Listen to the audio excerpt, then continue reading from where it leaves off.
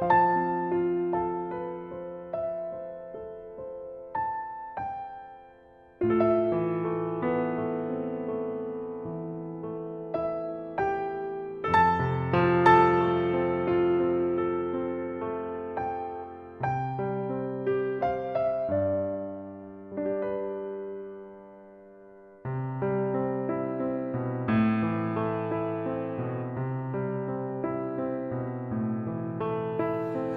heard there was a secret chord that David played and it pleased the Lord, but you don't really care for music, do ya?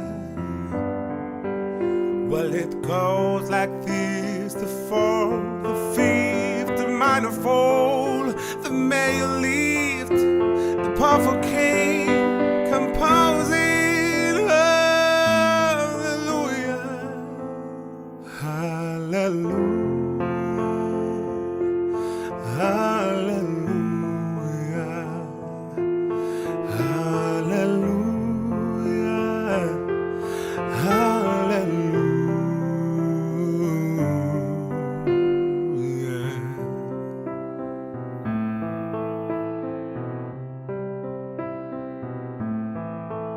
Your faith was strong, but you needed proof.